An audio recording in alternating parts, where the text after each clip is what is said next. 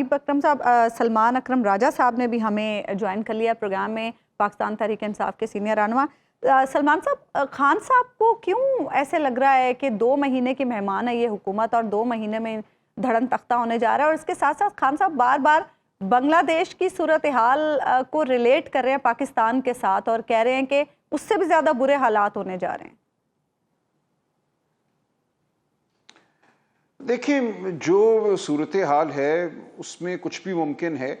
ہم اب ایک ایسے موڑ پہ کھڑے ہیں اپنی تاریخ کے جس سے آگے مجھے تو اس وقت تاریکی نظر آتی ہے۔ دیکھیں، ہم نے آئین کو تار تار کیا ہے پچھلے 20 ماہ تسلسل سے، ہم نے جبر کیا ہے، ہم نے گھروں میں گھس کے لوگوں کو مارا پیٹا ہے، عورتوں کو، بہنوں کو، بچوں کو۔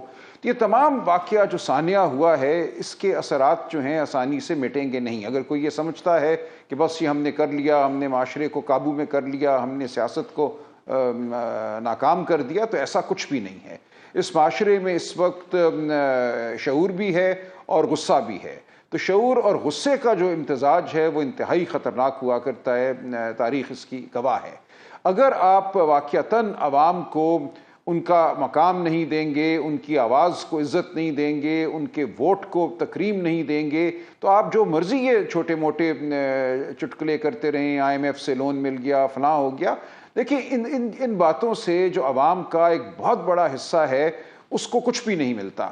ہم نے دیکھا کہ بنگلہ دیش میں اگرچہ ان کی جو معیشت ہے اس کی حالت قدرے بہتر تھی پچھلے 15-20 سال، اور یہ خالدہ ان کا حسینہ واجد کا دور حکومت جو تھا، اس دوران بنگلہ دیش کو یہ کہا گیا کہ یہ ایک معجزہ ہے، 7-8% کے حساب سے ان کی شرح نمو رہی، بہت سی خواتین جو ہیں ان کو نوکریاں ملی، تعلیم جو ہے لٹریسی جسے کہتے ہیں، خواندگی، وہ اس میں پھیلاؤ ہوا۔ لیکن ہم یہ دیکھتے ہیں سب کے باوجود 17 کروڑ کی آبادی کا ملک ہے بنگلہ دیش، یہ تمام جو آپ کہہ لیجئے پروگریس ہوئی، ڈیولپمنٹ ہوئی یا معیشت کی نمو ہوئی، اس نے شاید 1 کروڑ 1.5 کروڑ لوگوں کو متاثر کیا، باقی 14-15 کروڑ لوگ جو تھے وہ وہیں رہے جہاں وہ تھے۔ اب یہ ایک بہت بڑا سوال ہے اس وقت معیشت کے حوالے سے، جو معیشت کے سلمان صاحب، آپ کو کہیں ایسا لگ رہا ہے کہ یہ جو معاملہ ہے یہ کسی تحریک میں ڈھل سکتا ہے، کسی موومنٹ میں ڈھل سکتا ہے، جیسا سری لنکا یا بنگلہ دیش میں دیکھا؟ یہ کسی کی خواہش تو نہیں ہے پاکستان میں، لیکن بہرحال کیا ایسا ہو سکتا ہے؟ دیکھیں، ظاہر ہے یہ ممکنات میں تو ہے یہ بات۔ ہم نہیں کہتے کہ براہ راست بنگلہ دیش، سری لنکا اور پاکستان میں کوئی مماثلت ہے، لیکن ہمیں نہیں پتہ ہوتا کس طرح تیونس میں ایک پھل فروش نے اپنے آپ کو آگ لگائی اور پورے مشرق وسطیٰ میں، پورے افریقہ میں آگ پھیل گئی۔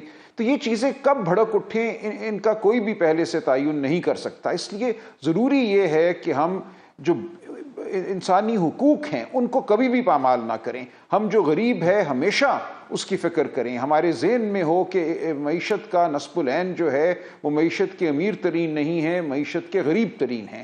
اگر آپ غریب ترین کو، یہی میں بات کر رہا تھا بنگلہ دیش کے حوالے سے، چھوڑ دیتے ہیں تو کسی دن وہ آ کر پورے آپ کے گھر کو آگ لگا دیں گے، اور یہی وہاں ہوا۔ 1-1.5 کروڑ لوگ تو بہت آسائش میں زندگی گزار رہے تھے، ان کے بچوں کو لگتا تھا ان کا مستقبل بھی ہے، نوکریاں بھی ہیں، لیکن 14-15 کروڑ لوگ ایسے تھے جنہیں لگتا تھا کہ انہیں چھوڑ دیا گیا ہے، انہیں ہانک کر ایک طرف کر دیا گیا ہے۔